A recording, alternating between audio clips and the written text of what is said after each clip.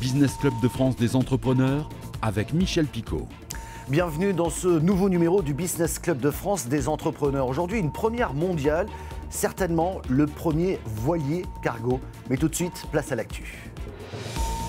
Renault revient sur l'île Séguin à Boulogne-Billancourt dans les Hauts-de-Seine. C'est un retour aux sources quelque part pour le constructeur automobile qui a occupé cet espace durant des décennies avec son usine de production. Renault y installera désormais son siège et celui de sa filiale RCI Bank. Moulineau Biodéchets, dont la spécialité est de récupérer des déchets alimentaires pour les transformer grâce à des vers de terre en fertilisant, vient de signer 2 gros contrats avec la ville de Paris pour collecter les déchets alimentaires de 1200 écoles, crèches ou encore EHPAD et de 400 points d'apport volontaires destinés aux particuliers. Le second contrat a été remporté auprès de l'intercommunalité Est Ensemble qui regroupe 9 villes de Seine-Saint-Denis. Moulineau va ainsi pouvoir devenir rentable après avoir beaucoup investi dans ses infrastructures en vue de l'application de la loi AGEC qui prévoit entre autres d'agir contre le gaspillage alimentaire, ce sera obligatoire, et de développer leur réemploi. Ici, ce sera des fertilisants. Et nous partons tout de suite à Saint-Malo pour découvrir le premier voilier cargo, certainement une première mondiale. Ce cargo à voile est la création du groupe Grain de Sail. Et nous sommes en compagnie justement du directeur général de Grain de Sail Logistique, Laurent Jeannot. Bonjour. Bonjour Michel. Pour commencer, avant que l'on ne parle de ce cargo à voile, quel est le cœur de métier de Grain de Sail au départ? Ça n'avait rien à voir avec une compagnie de transport maritime. Alors, Grain de Sail, c'est un groupe qui est constitué de 3 business units. Grain de Sail en tant que distributeur et fabricant de chocolat et torréfacteur de café. Ça, c'est une business unit qu'on va dire industrielle. On a une deuxième business unit qui s'appelle Grain de Sail Shipping, qui est la compagnie maritime, donc on est armateur et compagnie maritime. Et Grain de Sail Logistics, qui est le commissionnaire en transport, l'organisateur de transport pour le compte de nos clients. Alors, je n'apprends rien à personne, le café et le cacao ne poussent pas en France, quoiqu'il y ait déjà quelques expérimentations. En tout cas, il faut importer une grande partie. Et c'est là que vous innovez en mettant au point ce premier voilier cargo. Est-ce que vous pouvez nous en dire plus ? L'idée vient de Jacques et Olivier, qui sont des présidents fondateurs de l'entreprise. Loïc et moi sommes 2 associés, Loïc étant le directeur général de la partie shipping du groupe Grain de Sail. L'objectif premier pour Jacques et Olivier a toujours été de développer le transport maritime public.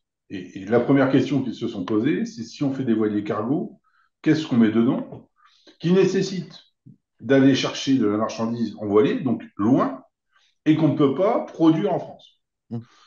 On ne va pas aller chercher du textile, ça n'aurait pas de sens de faire du transport de textile made in China à la voile pour le ramener en France. Donc naturellement, ils sont tombés sur le café et le chocolat qu'on ne peut pas fabriquer en France, qu'on est obligé d'aller chercher loin, donc en voilier, et qu'on vient transformer en France. Donc on torréfie le café et on transforme le chocolat en tablettes de chocolat qu'on redistribue ensuite. Ça, c'est la business unit industrielle, Grain de Sail, chocolat et café.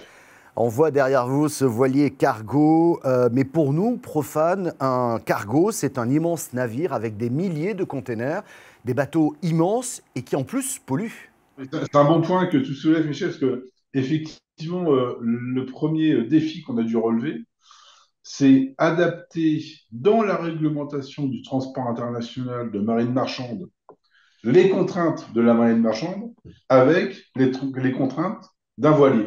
Et quand tu mixes les deux, la solution finale n'est pas forcément facile à trouver. Il a fallu faire rentrer dans le voilier toutes les normes exigées par la marine marchande pour pouvoir faire en sorte que ce voilier réponde aux normes internationales et donc ISPS qui permet de transporter la marchandise d'un port commercial international vers un autre port commercial international sous une réglementation commerciale bien définie. Et donc tout ça nécessite bien évidemment des années d'études, de développement, parce qu'il a fallu designer le navire, et mettre en phase toutes ces contraintes opérationnelles avec ces contraintes réglementaires. Alors, en termes de délai, on considère qu'il faut à peu près 18 à 24 mois pour designer un navire et ensuite à peu près 18 mois pour le construire. C'est beaucoup plus rapide quand on parle de sister ship, c'est-à-dire, pour exemple, on est actuellement en train de faire le 2e navire Grain de Sail 2, qui est un navire beaucoup plus grand, beaucoup plus large, avec une capacité d'emport beaucoup plus importante. Si on doit dupliquer ce navire avec un grain de sel 3, grain de sel 4 et grain de sel 5, il faudra à peu près 12 mois par navire, puisqu'on va avoir un sister ship de ce navire. Donc on connaît déjà les contraintes, les plans sont déjà designés, et le temps de production sera beaucoup plus rapide par rapport au premier. Dernier point important, Laurent Jeannot, vous avez parlé de transatlantique. Cela signifie concrètement que ces navires, ces cargos à voile, naviguent réellement. C'est une réalité, c'est important de le souligner. Ça fait bientôt 3 ans qu'on opère avec nos voiliers sur le transatlantique. On a déjà fait 12 transats, donc 6 boucles. Ça fait à peu près 3 fois le tour du monde. Et donc là, nous attendons le deuxième navire qui est déjà sur l'eau, qui n'est pas encore arrivé au port en France parce que tout simplement on est en train de finir tout ce qui est finition interne du navire, le moteur, les équipages, comment dire, les pièces de vie pour l'équipage, etc. Et le navire arrivera à Saint-Malo fin octobre, mais on opère déjà avec nos voiliers, avec un voilier et bientôt avec le deuxième, sur les flux Saint-Malo-New York, mais également sur les flux avec Pointe-à-Pitre. On a fait la première transat entre Pointe-à-Pitre et Saint-Malo depuis des siècles en voilier navire marchande. Et ça fait du bien aussi parce que c'est une zone qui est un terrain de jeu idéal pour le transport à la voile. Il y a la course du Rhum, enfin la route du Rhum, et nous on opère avec notre voilier sur cette même route et ça c'est plutôt sympa. Mais on opère bientôt sur des nouvelles lignes. Ce grain de sel 1 est un navire plus petit, il va donc être remplacé par le grain de sel 2 sur la ligne New York et pour le grain de sel 1, on va le mettre sur la ligne Short Sea entre la France, l'Angleterre et la France et l'Irlande parce que ce sont deux zones qui naturellement sont opérées avec des navires. Parce que bien évidemment, pour aller en Irlande ou pour aller en Angleterre, il faut prendre un navire, hormis le tunnel sous la Manche avec toutes les contraintes qu'on connaît et les problématiques notamment de sécurité. Et nous, on va opérer depuis Saint-Malo sur ces deux destinations avec ce navire qui permet encore de naviguer plus rapidement et plus écologiquement qu'aujourd'hui avec des solutions traditionnelles. Merci beaucoup, Laurent Jeannot, d'avoir répondu à nos questions. Depuis l'âge de 17 ans, Jean-Maurice Sellerier exerce un métier rare, bronzier d'art. Implanté à Vulaine, dans l'Aube, grâce aux bouche à oreille, il restaure des portails, statues, mobilier en provenance du monde entier. Le gouvernement américain figure parmi ses plus fidèles clients. Hormis la restauration, cet artisan répond également à des commandes de pièces uniques. Un reportage de Canal 32. Les clients de ce bronzier d'art le qualifient de sauveur du patrimoine. C'est par le gouvernement américain. Donc là, il a fallu que je refasse le plâtre d'après une photo. Ce meilleur ouvrier de France ne compte plus les restaurations réalisées pour le gouvernement américain.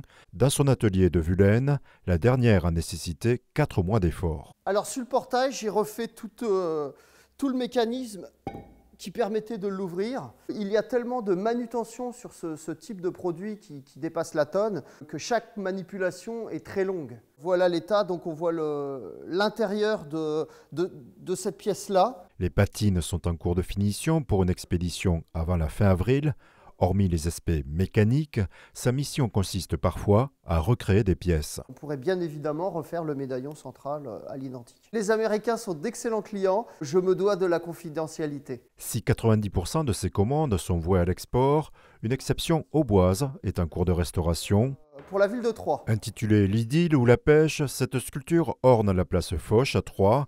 Jean-Maurice l'a créée à partir d'un moulage de l'œuvre originale de Joseph Marius, exposée au musée Saint-Loup. Aujourd'hui, cette copie a subi les affres du temps. La canne à pêche a été cassée. Avec la pollution, la patine a été détériorée. Souvent, on pense que les bronzes sont verts, hein, donc le vert de gris, mais en l'occurrence, non. Voici la couleur du bronze. Il est jaune. Nous, en tant que bronziers, nous sommes là pour maîtriser une couleur. La couleur choisie a été le vert antique, donc nous avons cet échantillon qui nous paraît le plus probant. Jean-Maurice Sellerier a commencé son parcours d'apprentissage à l'âge de 17 ans, au sein de plusieurs écoles, dont Boulle. Hormis les commandes publiques, il crée également des pièces uniques comme ces pieds de tabouret pour des particuliers exigeants, discrets et parfois fortunés. Là, nous avons l'objet qui a été entièrement ciselé. C'est pour ça qu'on voit le bronze naturel qui ont été ciselés donc avec les petits ciselés, des petits outils comme ceci. Et en finition, ils vont être dorés. Donc voilà l'objet fini doré avant d'être monté. Portail, lustre, mobilier, rampe d'escalier, selon Jean-Maurice, son implantation à Vulaine est idéale pour recevoir ses clients parisiens et internationaux. Le métier de bronzier d'art étant peu répandu, grâce à son savoir-faire, les commandes se succèdent constamment.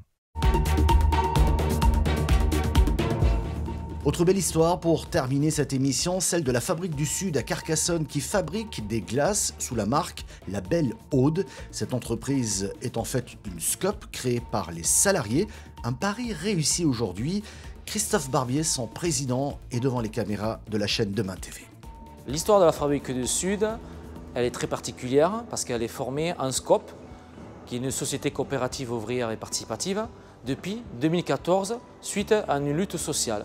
Donc c'est les anciens salariés qui ont contré la fermeture de l'usine, qui ont recréé une coopérative pour mettre en valeur une activité économique où on est tous acteurs de notre savoir-faire, où on fabrique de la crème glacée artisanale à Carcassonne. Nous avons décidé de créer l'entreprise à travers une SCOP parce que ça valorise une coopération, une intelligence collective entre salariés et bien entendu entre sociétaires. Chaque salarié dans l'entreprise peut voter démocratiquement par des réunions, des assemblées générales, les stratégies globales et de l'avenir de l'entreprise, des objectifs et en même temps de donner du sens à travers le travail. Il a fallu se redynamiser, se remettre en question pour justement créer cette belle activité où chacun de nous a une forte motivation de changer le monde. La particularité par rapport à la construction de cette coopérative, c'est qu'on était des anciens salariés issus de la production. Nous avons créé collectivement une autre façon de faire pour travailler et de créer des métiers à part entière qui étaient en dehors de la production, c'est-à-dire que nous avons été spécialisés aussi sur la comptabilité, sur le commercial. Nous avons fait des formations spécifiques par rapport à la demande de la coopérative, c'est-à-dire qu'il a fallu avoir des commerciaux, des personnes qui gèrent une gestion financière, de l'achat, des ressources humaines, à travers les compétences qu'on avait déjà, qui étaient la production. Merci beaucoup d'avoir suivi cette émission, disponible en replay vidéo sur le site de votre télévision locale. Nous sommes également disponibles en podcast audio sur toutes les bonnes plateformes et également diffusés sur quelques radios en France. Merci de votre fidélité, on se retrouve la semaine prochaine.